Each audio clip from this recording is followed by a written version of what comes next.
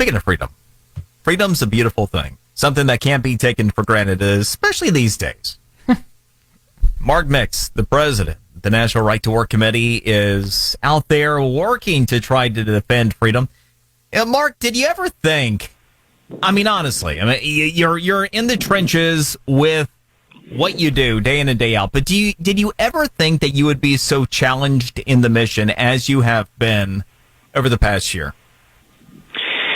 Well, Brian, it's been an interesting time for sure. And last night it got even more interesting as the House of Representatives passed a bill that ultimately is designed to repeal all 27 right-to-work laws, including Florida's. At 8:52 last night, 225 members of Congress, including all the Democrats basically except one, and 5 Republicans voted to basically say that the federal law will say that you must pay dues or fees to a labor union in order to work in America, and that the 27 right-to-work laws that have been passed are no longer any good, and no state can have one in the future. So that's what we're up against today. So today, actually, the sun came up, and I know it's warm in Miami, but it's not a bad day here in Washington, except for what Congress does. Well, and yeah, you talk about that one particular bill and get the whole COVID deal too, but what you're talking about is important. And Mark, one of the things that I kind of want to drive home, because I see it with the cancel culture and the First Amendment, the point where you can begin to erode our freedom of expression, our founding amendment, our founding principle, our founding right, the first thing that sets us apart from almost all the rest of the world. When you begin to erode that, everything else can go very easily. And so, for example, when you talk about this amendment or this bill that would force unionization, whether you want to or not, that really is about freedom, right? That means that, to your point, if you are going to work at a particular business, particular industry, if this goes through, you're going to pay those union dues, and your money is going to be used however that union wants, whether they represent your interests or not.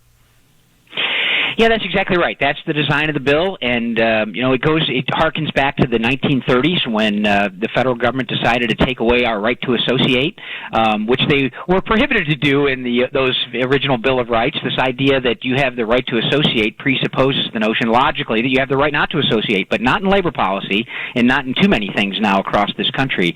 And you're right. I mean, basic freedom, individual liberty is something that was the bedrock of who we are as this grand experiment in self-government. And unfortunately, there's a bigger self in the government right now than some of us that believe in liberty and freedom. And the idea that the federal government would come in and say, you got to pay a private organization for the right to work is an outrage. And I think we won a Supreme Court case back in 2018 called Janus, where the Supreme Court finally recognized the violation of the First Amendment, interestingly enough, for government employees. They said that no government employee anywhere in the country can be forced to pay dues or fees to work for their government. But we have yet to make that synaptic gap jump to the private sector, and we're going the wrong direction according to this Congress and this White House.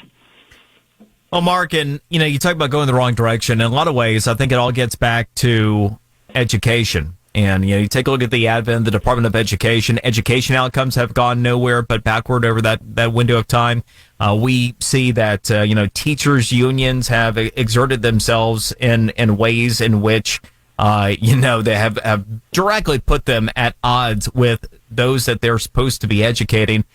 What's your level of confidence at this point for teachers' unions and what they've been trying to pull here during the pandemic, and then also whether we can have confidence in them as educators to do the work that they're supposed to do to educate our kids?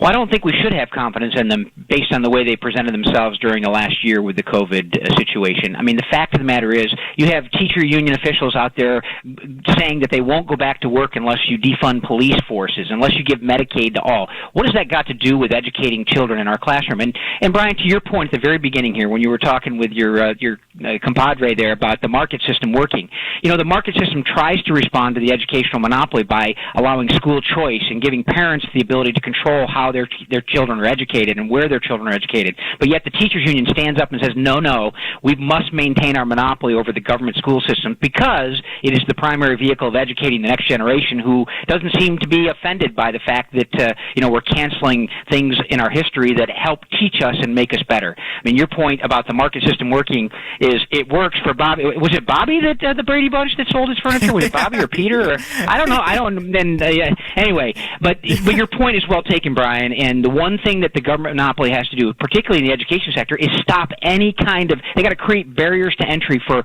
alternative education sources that can actually do their job and are interested in doing their job. And it's this monopoly that exists not only in our private sector labor policy but in our government school systems, and it's not working. Mark, I'm glad you're there. Thank you for taking the time. Keep up the good work. Keep fighting the good fight. Liberty is worth fighting for. Mark Mix, the president, the National Right to Work Committee, and also is the president of the National Right to Work Legal Defense Foundation. And we'll be right back at the Brian Mudd Show, News Radio 610 WIOD.